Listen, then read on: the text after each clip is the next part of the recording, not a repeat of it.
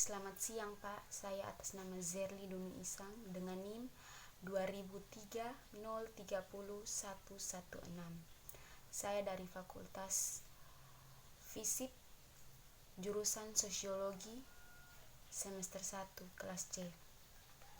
Saya akan membahas mata kuliah pengantar ilmu politik dan saya telah membuat makalah yang berjudul Pemilu dan Partai Politik. Bab yang pertama membahas tentang pendahuluan. Yang pertama, latar belakang. Sistem multipartai yang ada di Indonesia mempunyai sisi negatif dan positif. Sisi positifnya yaitu dapat menumbuhkan rasa kebangsaan dan rasa kesadaran politik. Sedangkan sisi negatifnya yaitu terdapat perbedaan strategi di antara partai-partai dalam berjuang sehingga terjadi konflik antar partai yang sulit dihindarkan. Upaya membangun demokrasi dari bawah melalui partai-partai memang bukan pekerjaan yang mudah. Idealnya, kekuasaan dibangun dari bawah dan ini sejalan dengan asas kedaulatan rakyat dan sistem politik yang demokratis. Membangun sistem politik demokratis di Indonesia memang banyak kendala. Mungkin demokrasi berkaitan erat dengan tingkat pendidikan serta tingkat kesejahteraan sosial ekonomi. Yang kedua, rumusan masalah. Rumusan masalah yang pertama yaitu makna pemilihan umum. Yang kedua, makna partai politik. Yang ketiga, kilas balik pemilihan umum di Indonesia. Yang keempat, kilas balik partai politik di Indonesia. Yang kelima, hubungan antara pemilihan umum dan partai politik. Yang keenam, dasar yuris pemilu di Indonesia.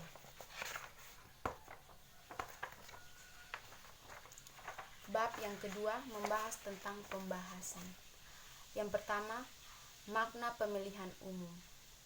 Pemilihan umum merupakan salah satu sendi untuk tegaknya sistem politik demokrasi. Oleh karena itu, tujuan pemilihan umum adalah untuk mengimplementasikan prinsip-prinsip demokrasi dengan cara memilih wakil-wakil rakyat di Badan Perwakilan Rakyat. Dalam rangka mengikuti sertakan rakyat dalam kehidupan ketatanegaraan mengenai sistem pemilihan umum, telah diketahui bahwa tidak satupun sistem yang memuaskan dan benar-benar menjamin keterwakilan. Namun, pemilihan umum tetap dianggap penting karena di dalam tatanam asas kedaulatan rakyat yang tercantum dalam penjelasan umum Undang-Undang Dasar 1945. Oleh karena itu, sistem negara yang terbentuk harus berdasar atas kedaulatan rakyat dan berdasar atas pemusyawaratan perwakilan.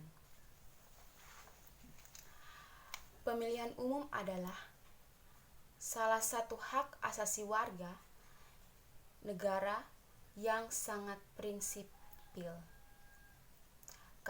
Karenanya, dalam rangka pelaksanaan hak-hak asasi tersebut adalah suatu keharusan bagi pemerintah untuk melaksanakan pemilihan umum sesuai dengan asas bahwa rakyatlah yang berdaulat. Maka semua itu harus dikembalikan kepada rakyat yang menentukannya. Pemilihan umum mempunyai asas-asas Di antaranya yaitu yang pertama, asas langsung, yaitu seorang pemilih memberikan suara tanpa perantara orang lain sehingga terhindar dari kemungkinan manipulasi kehendak oleh perantara. Yang kedua, asas umum, yaitu setiap warga negara tanpa pandangan bulu berhak memiliki hak pilih dan dipilih. Yang ketiga, asas bebas, yaitu mengandung dua pengertian. Yang pertama, bebas arti bebas untuk menghindari atau menghindari pemilihan umum atau tidak menghindari pemilihan umum. Yang kedua, bebas dalam arti bebas paksaan, intimidasi, dan kelakuan sewenang-wenang dari pihak manapun. Asas yang keempat, asas rahasia, yaitu asas yang merujuk pada situasi dalam mana setiap pemilihan memberikan suaranya tanpa diketahui oleh siapapun. Asas yang kelima, yaitu asas jujur. Setiap tindakan pelaksanaan pemilu dilakukan dengan peraturan perundang-undang yang berlaku sesuai dengan etika dan moralitas masyarakat. Asas yang keenam, yaitu asas adil. Setiap warga negara berhak memilih dan dipilih serta diperlakukan secara sama dan setara. Yang ketujuh, asas akuntabel, yaitu setiap pihak yang terlibat dalam penyelenggaraan pemilu harus mempertanggungjawabkan pelaksanaan tugas dan kewenangan kepada publik baik secara politik maupun secara hukum. Asas yang kedelapan, asas edukatif, yaitu setiap warga negara diberi informasi tentang seluruh tahapan pelaksanaan pemilu selengkap mungkin sehingga pemilu dapat mengambil keputusan berdasarkan kuantitas dan kualitas informasi yang memadai.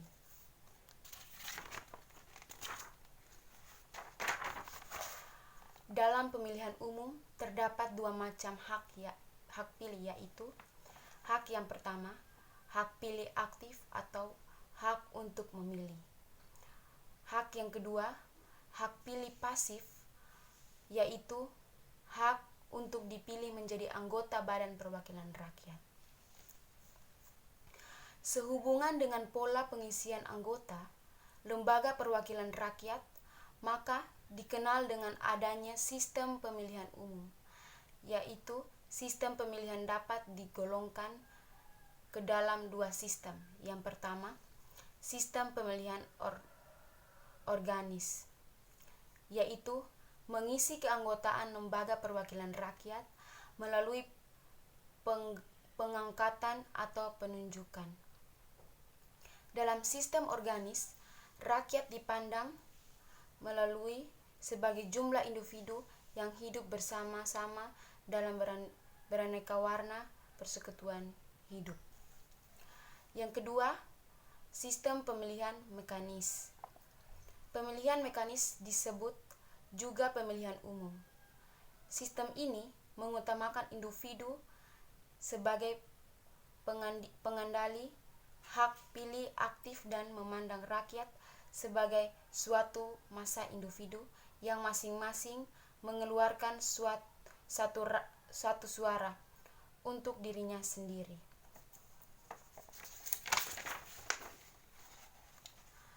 Di dalam sistem ini dikenal dengan adanya dua sistem pemilihan umum. Yang pertama, sistem pemilihan distrik, dan yang kedua, sistem pemilihan proporsional. B. Makna partai politik. Pemilihan umum hampir-hampir tidak mungkin dilaksanakan tanpa kehadiran partai-partai politik di tengah masyarakat. Keberadaan partai juga merupakan salah satu wujud nyata pelaksanaan asas kedaulatan rakyat. Sebab dengan partai politik, itulah segala aspirasi rakyat yang beraneka ragam dapat disalurkan secara teratur. Dalam kehidupan politik, ketatanegaraan suatu negara pada prinsipnya dikenal adanya sistem kepartaian, yaitu ada 3. Yang pertama, sistem partai tunggal, dan yang kedua, sistem 2 partai, yang ketiga, sistem banyak partai. Jika kedaulatan berada di tangan rakyat, maka kekuasaan politik harus dibangun dari bawah dan rakyat harus diberikan kebebasan untuk mendirikan partai-partai politik.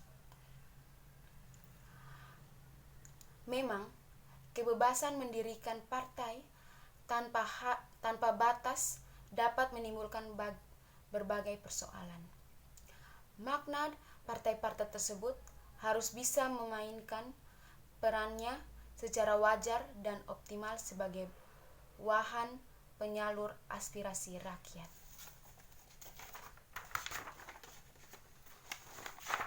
C. Kilas balik pemilihan umum di Indonesia. Indonesia telah menyelenggarakan beberapa kali pemilu sejak 1 tahun 1955. Perkembangan untuk mencapai masyarakat yang demokratis masih nampak suram. Walaupun banyak orang mengatakan pemilu 1955 dan 1999 adalah pemilu demokratis, namun kenyataan menunjukkan bahwa hasil pemilu dari kedua penyelenggaraan pemilu tersebut tidak cukup signifikan untuk dipergunakan sebagai tolak ukur proses perjalanan sistem demokratis yang diidam-idamkan. Pemilu tahun 1999 baru langkah awal dan belum mampu menjadi saran partisipasi politik masyarakat. Harusnya pemilu merupakan akulturasi nyata demokrasi di mana rakyat bisa menyatakan kedaulatannya terhadap negara dan pemerintah.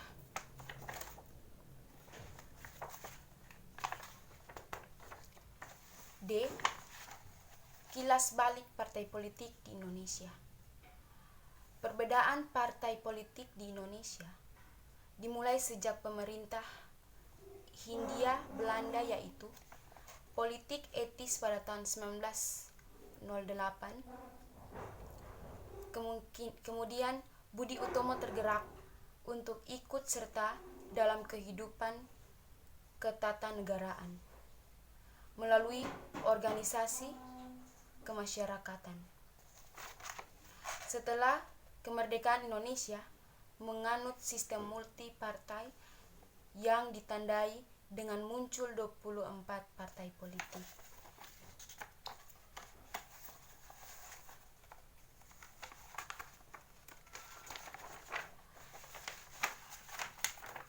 Menjelang pemilu 1955, terdapat 70 partai politik. Pemilu ini dipergunakan untuk memilih anggota konstituante yang bertugas untuk merumuskan undang-undang dasar yang akan menggantikan Undang-Undang Dasar Serikat tahun 1950, memilih DPR. Pada tahun 1959 dilakukan penyederhanaan sistem partai di Indonesia, yaitu yang pertama, Penpres nomor 7 tahun 1959 dan Penpres nomor 13 tahun 1960 mengatur tentang pengakuan pengawasan dan pembubaran partai politik. B. Membubarkan PSI dan Masyumi pada tahun 1960. E.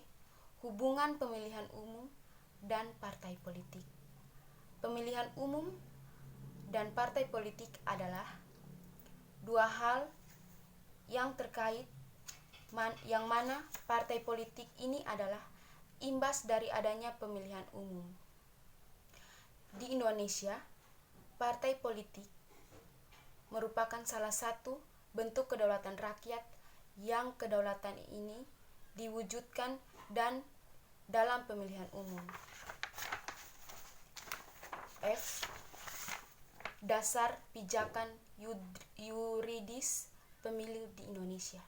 Yang pertama, Pasal 1 Ayat 2 Undang-Undang Dasar 1945 yang mengatakan kedaulatan ada di tangan rakyat dan dilakukan sepenuhnya oleh MPR. Kedua, Pasal 7 Undang-Undang Dasar 1945 yaitu menyatakan Presiden dan Wakil Presiden memenangkan jabatan selama 5 tahun dan sesudahnya dapat terpilih kembali. Yang ketiga, Pasal 19 Undang-Undang Dasar 1945, susunan DPR ditetapkan dengan undang-undang. Setelah lahirnya Undang-Undang Nomor 15 Tahun 1969 dan Undang-Undang Nomor 16 Tahun 1969.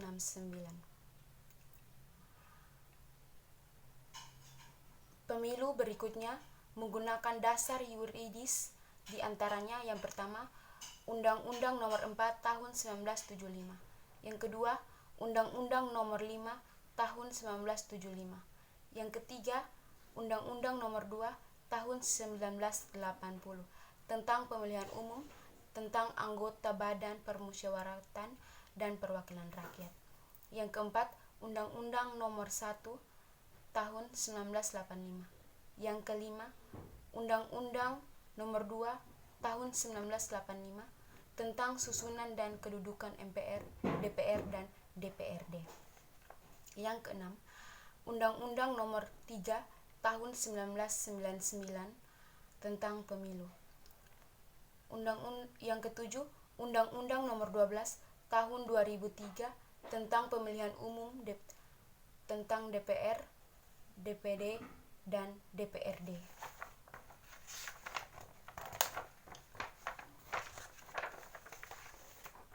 Sekian dari saya, dan ini hasil saya. Terima kasih.